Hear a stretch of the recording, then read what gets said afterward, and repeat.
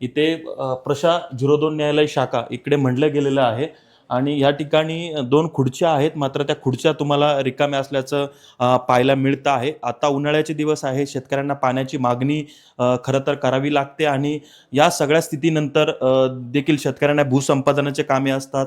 या सगळ्या विषयी त्यांचे महत्त्वाचे कामे असतात. अशा ठिकाणी देखील अनेक कॅबिनमध्ये आपल्याला अधिकारी कर्मचारी उपस्थित नसताना पाहायला मिळतं आहे.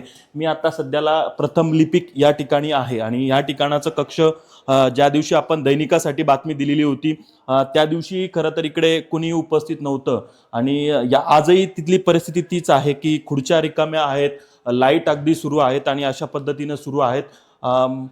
खरं तर तांत्रिक शाखेमध्ये मात्र मॅडम आपल्याला काम करताना पाहायला मिळतं आहे. त्यांचं खरं तर काम करताना पाहायला मिळतं आहे आणि त्यानंतर इकडे खरं तर टंकलेखन पदाचं देखील कॅबिन आता आपल्याला बंद असल्याचं पाहायला मिळतं आहे. एक महिला कर्मचारी केवळ इकडे या 5 ते 7 विभागांमध्ये उपलब्ध असल्याचं आपल्याला पाहायला मिळतं आहे. त्यामुळे शेतकऱ्यांनी न्याय कुणाकडे मागायचा, कुणाकडे आपल्या कामाची अपेक्षा करायची हे आपल्याला खरं तर दाखवावं लागणार आहे. इतर विभागांमध्ये आपण जाणार आहोत. तिकडची परिस्थिती काय हे देखील तुम्हाला दाखवण्याचा आपला प्रयत्न आहे.